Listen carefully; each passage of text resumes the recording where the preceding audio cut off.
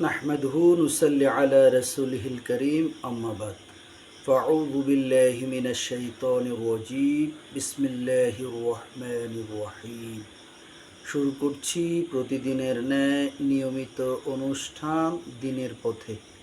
আজ আমরা আলোচনা করব সংক্ষিপ্ত আকারে। আমরা দুনিয়া নিয়ে ব্যস্ত থাকব কিন্তু দুনিয়াদার যেন আমরা না হই। দুনিয়ায় থেকে আমরা দিনদার হব কিন্তু দুনিয়াদার হব না, এই প্রত্যয় নিয়ে শুরু করছি আজকের সংক্ষিপ্ত আলোচনা। বুখারীর উদ্ধৃতি থেকেই বলছি। আল্লাহর নবীর সাহাবী আলী কার্রামুল্লাহ ওয়াজহু রাদিয়াল্লাহু তাআলা আনহু থেকে বর্ণনা।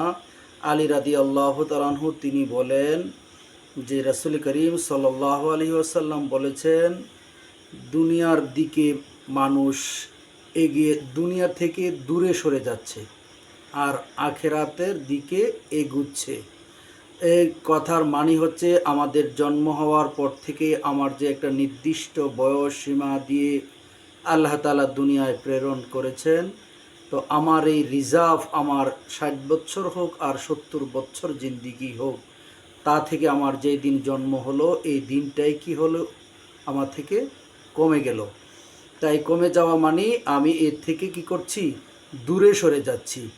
আর আমি দুনিয়ার আমার জিন্দিগি শেষ হয়ে গেলে পরে আমি পরপারের দিকে চলে যাব, অর্থাৎ আখেরাতের দিকে চলে যাব, আখেরাতের দিকে এগুচ্ছি। এই বিষয়টাই আলী রাদিয়াল্লাহু তাআলা আনহু নবী সাল্লাল্লাহু আলাইহি সাল্লাম থেকে বর্ণনা করেন যে মানুষ জন্মের পর থেকেই সে দুনিয়া থেকে আস্তে আস্তে আস্তে আস্তে একটু একটু করে শৈশব, কৈশোর, যৌবন, তারপরে বৃদ্ধ, এমনিভাবে আমি আমার বয়স থেকে দুনিয়া থেকে দূরে সরে যাচ্ছি আর আখেরাতের দিকে এগোচ্ছি।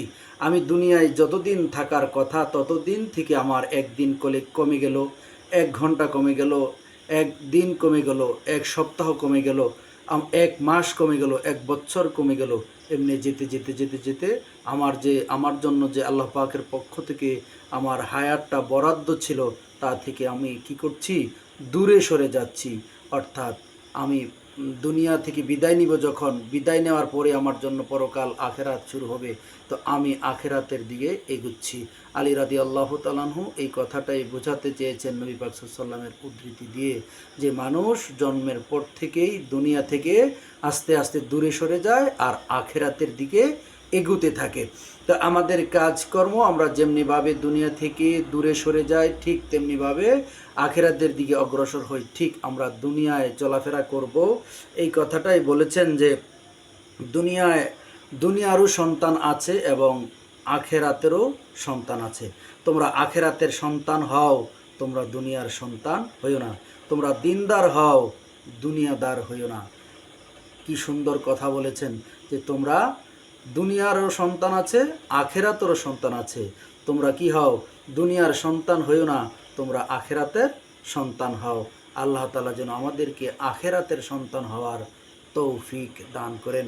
সেই মোতাবেক চলবার তৌফিক মহান মালিকের কাছে চাই। দিনদার কারা? যারা দুনিয়ায় থাইকা আখেরাতের কামাই করে, অর্থাৎ দুনিয়ায় থেকে, আর দুনিয়াও মাজরাতুল আখেরা, দুনিয়া থেকে আখেরাত কামাই করা, এটা হলো বুদ্ধিমানের কাজ, ইমানদারের কাজ। যারা দিনদার তারা হলো দুনিয়ায় থেকে আখেরাতের কাজ করে। আমরা দুনিয়ায় থেকে আখেরাতের কাজ যদি করতে পারি, তাহলে আমাদের নামটা উঠবে দিনদারের খাতায়। আমরা যেন দুনিয়ায় থেকে দুনিয়ার মধ্যে পড়ে আমরা যেন ভুলে না যাই। আর পরবর্তীতে বলা হয়েছে, যারা দুনিয়া কামাই করে আখেরাতকে ভুলে গিয়ে তারা হলো দুনিয়াদার। তাদের চাইতে পুরা কপাল হতভাগ্য আর কেউ হতে পারে না। কারণ আল্লাহ তাআলা দুনিয়ায় পাঠিয়েছেন কেবলমাত্র শুধুমাত্র আল্লাহ তাআলার ইবাদত করার জন্য। অন্যত্র আল্লাহ তাআলা কালামুল্লাহ শরীফে বলেছেন, জিন এবং ইনসানকে আমি সৃষ্টি করেছি কেবলমাত্র একমাত্র আমার গোলামি, আমার দাসত্ব করার জন্য। বলে দিয়েছে, ও বান্দা, তোমরা আমার গোলামি করবা, আর এই পৃথিবীতে যত কিছু আছে সকল কিছু তোমাদের জন্য বানিয়েছি, আর শুধু তোমরাই খালি আমার ইবাদত করবা, আর তোমাদের সব কিছু মিলে যা দরকার যা প্রয়োজন আমি তোমাদের যোগান দিব। তোমাদের কাছে তার বিনিময়ে আমি শুধু একটা জিনিস চাই, সেটা হলো তোমরা আমার গোলামি করবা।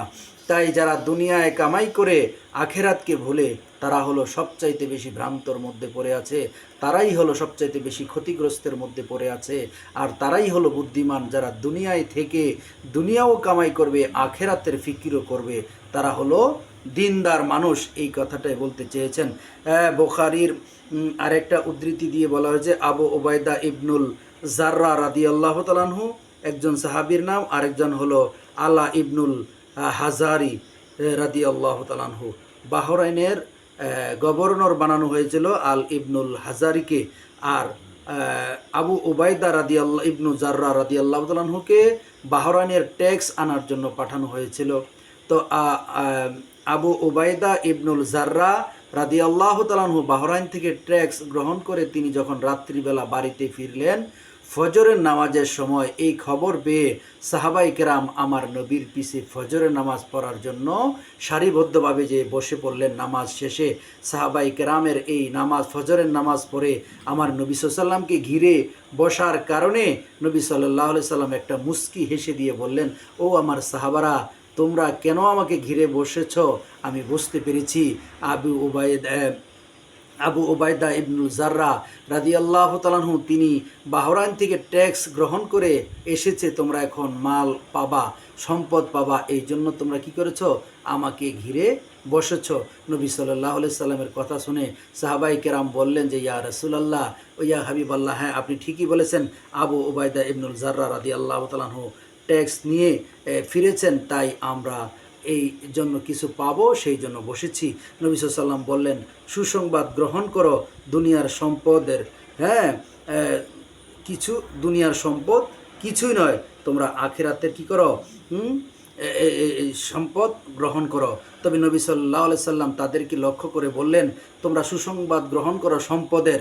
তার পরক্ষণে নবী সাল্লাল্লাহু আলাইহি সাল্লাম বললেন, আমি আশঙ্কা করছি না তোমাদেরকে নিয়ে, আমি ভয় পাচ্ছি না তোমাদেরকে নিয়ে যে তোমরা অর্থের অভাবে দারিদ্রতায় নিমজ্জিত হবে, আমি এই ভয়টা পাচ্ছি না, কিন্তু আমি ভয় পাচ্ছি দুনিয়ায় বিছিয়ে দিয়ে তোমরা আখেরাতকে ভুলে যাবে। এমন একটা সময় আসবে তোমরা কি করবে, দুনিয়া পেয়ে আখেরাতকে ভুলে যাবে, এমন একটা আশঙ্কা আমি করছি, এটা নিয়ে আমার ভিতরে ভয় ঢুকেছে। আল্লাহ তাআলা যেন আমাদেরকে দুনিয়ায় রেখে আখেরাতের কামাই করার তৌফিক দেয় এবং আমাদেরকে দিনদার হিসাবে কবুল করে, আর আমরা যেন দুনিয়ায় এসে দুনিয়া পেয়ে আখেরাতকে যেন ভুলে না যাই। তারপরে আবার নবী সাল্লাল্লাহু আলাইহি সাল্লাম যে আমাদেরকে নিয়ে আশঙ্কা করেছেন যে তোমরা দারিদ্রতা নিমজ্জিত হবে, আমি এই ধরনের আশঙ্কায় ভুগছি না, আমি ভুগছি তোমরা দুনিয়া পেয়ে তোমরা আখেরাতকে ভুলে যাবে, এই একটা আশঙ্কা নিয়ে আমার ভিতরে শঙ্কা কাজ করছে।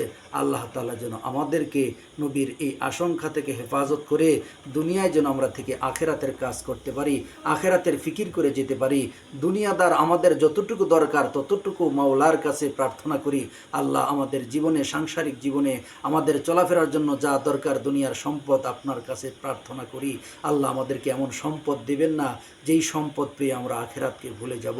আল্লাহ আপনার কাছে এই সাহায্য চেয়ে, এই সহযোগিতা চেয়ে এই হজের মৌসুমে লাব্বাইক আল্লাহুম্মা লাব্বাইক লা শারিকা লাকা লাব্বাইক ইন্নাল হামদা ওয়ান নি'মাতা লাকা ওয়াল মুলক লা শারিকা লাক।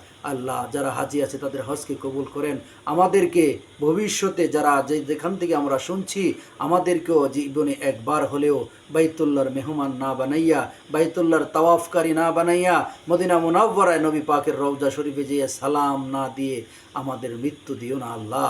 আর আমাদের মৃত্যুর সময় তুমি আমাদেরকে পরকালগামী দিনদার মৃত্যু দিও, আমাদেরকে শাহাদাতের মৃত্যু দিও আল্লাহ। এই ফরিয়াদ আপনার দরবারে রেখে আজ এখানে এই মুহূর্তেই শেষ করছি। সুবহানাল্লাহি ওয়া বিহামদিহি, সুবহানাকা আল্লাহুম্মা ওয়া বিহামদিকা, আশহাদু আল্লা ইলাহা ইল্লা আনতা আস্তাগফিরুকা ওয়া আতুবু ইলাইক। ইয়া রাব্বি লাকাল হামদু কামা ইয়ানবাগি লিজালালি ওয়াজহিক ওয়া আযীমি সুলতানিক। আসসালামু আলাইকুম ওয়া রাহমাতুল্লাহি ওয়া বারাকাতুহু।